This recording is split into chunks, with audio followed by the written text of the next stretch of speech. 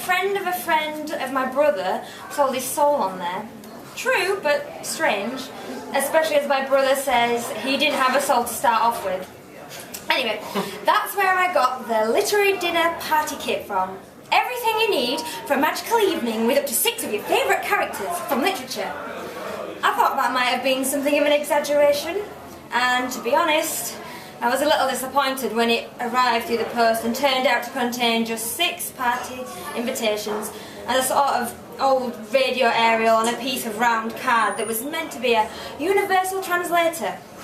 In fact, I probably never would have used it at all if it hadn't been for that week. Neil was away with his Boy Scouts at Windermere. A whole week with no husband and nothing to do. How tempting is that? The instructions were simple. Just pop the invitation cards between the pages of your chosen books and wait for the characters to show up. I suppose if I had thought it through properly, I would have invited Joe March and Lizzie Bennett round for a nice girly chat. But I didn't truly believe it would work, so I thought I might as well have a bit of fun. Neil's a school caretaker. He's a lovely man, but buffing floors and getting balls off roofs, it's not exactly Errol Flynn material. So, before I knew where I was, Mrs. Laura Jenkins, that'd be me, had requested the pleasure of the company of Narcissus, Aramis, Legolas, Prince Caspian and Wilfred of Ivanhoe for dinner. Yes, I know that's only 5, but I couldn't think of another. And besides, we've only got 6 dining chairs. So, there I was, 5 of the most fanciable males in literature due to arrive on the doorstep at 8. And not the first idea of what to cook. I couldn't imagine Aramis going for the sort of hearty Anglo-Saxon fare Ivanhoe would be into. Oh, and God knows what elves eat. In the end, I decided to go for Chinese. It wouldn't be culturally threatening to any of them. Everyone likes it, and you can have as many courses as you like. I actually can't cook it, but my best friend married a Chinese dentist, and apparently her mother-in-law owed her big time for some unmentionably embarrassing incident, so she dropped the gear off at about 6. She wasn't invited. This was strictly between me and the boys. But I promised to take photos, get autographs, that kind of thing. The last thing I needed was a babysitter getting in the way. So I ended up trying to do my hair in Maid Marian-like braids and read Old Bear to Holly at the same time. At 7:45, I stuffed her into bed and I told her she had to go to sleep immediately. Amazingly, it worked. I'd already sorted out the drinks. A few good quality wines and some ye old English ales. So that only left my outfit. I toyed with a cocktail dress at one point, but considering the company, I decided I would be better off with a sort of velvety hippie thing I usually wear. And by some miracle, I was actually ready when the doorbell rang at 8. What an entrance. In they all came, doing me humble courtesies and depositing their swords and bows in the umbrella stand. Legolas was definitely the looker of the bunch. Swoon factor at least 20. Although, disappointingly, he didn't have pointy ears. He and Caspian, who couldn't have been a day over 19, arrived together and were already chatting like old friends, despite being a considerable distance from their universal translator. Must have had something to do with the closeness between their authors. Narcissus had lovely Greek eyes and nice legs, but he walked straight past me towards the mirror hanging above the fireplace, and I had some trouble luring him away from it, even when dinner was served. Aramis kissed me on the hand twice and said, "Enchanté, madame," with a look I can only describe as filthy. I'll have to watch him, I thought. He probably thinks it doesn't matter what we get up to because he can confess himself to me afterwards. Ivanhoe, I'm sorry to say, did smell, which didn't go down too well with the mythological contingent, but I decided to be a gracious hostess and just light a couple of scented candles.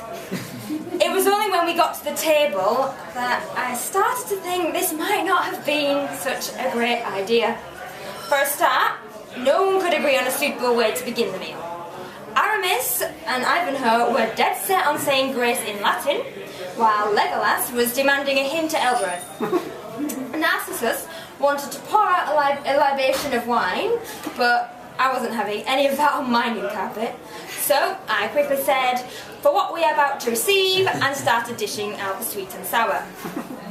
After that, it went from bad to worse. I started to understand what generals' wives must have felt like having to dine in the officers' mess. Aramis and Ivanhoe seemed hell-bent on getting poor young Caspian as drunk as possible.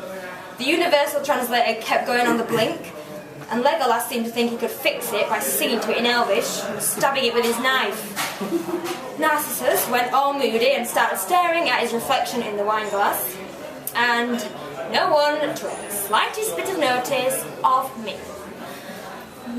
I was trying to think how I was going to get them to start paying me a bit of gentlemanly attention when the hall door opened and a tiny figure in Barbie pyjamas and fluffy slippers appeared.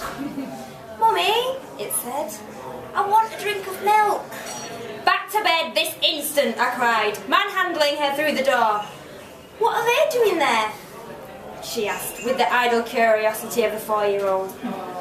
"These men are Mummy's friends," I said, trying to sound as calm and normal as possible. "We don't have to tell Daddy they were here, do we, Holly?" "One of them was a lady," she said. "No, he wasn't. Get to bed." "She was a lady," Holly insisted as I propelled her up the stairs.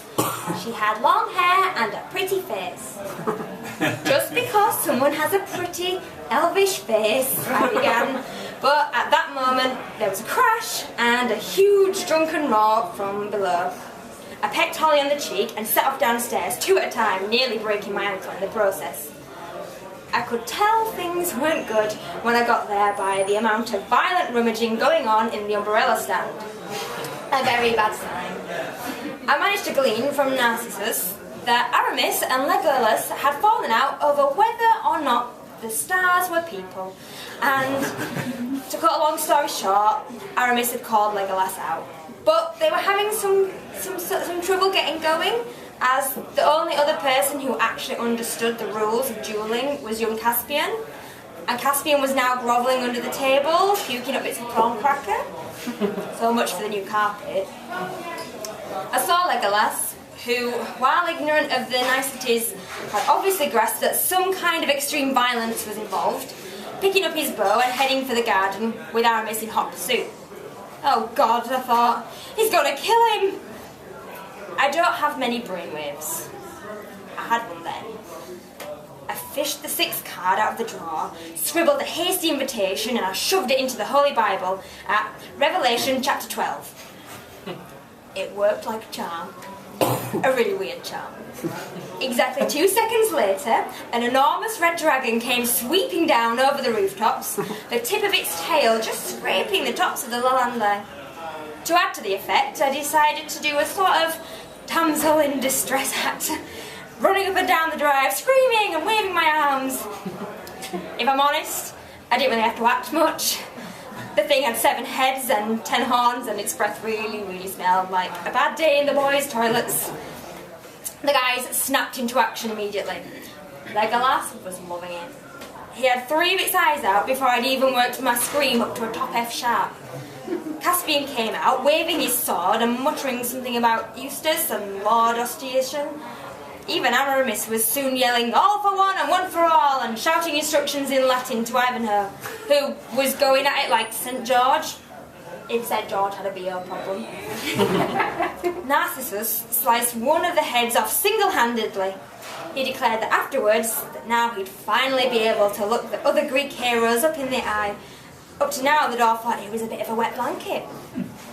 Anyway, the whole business did wonders for their pent-up aggression, and by the time the many-headed dragon of the apocalypse lay dead and dismembered on the front lawn, there was just about time to finish off the spring rolls before they were all kissing my hand, collecting their blood-drenched weapons and thanking me for a lovely evening. After the whole lot had disappeared, back into the mists of literary genius, I sat on the window seat with a cup of coffee, surveying the trampled daffodils, the holes in the fence, and the pitiful state of the not so new carpet. Not a pretty sight. Still, there's no point keeping a caretaker and barking yourself. Neil would be back in 2 days and he'd have the whole place up in a jiffy. Now, there's a real man for you.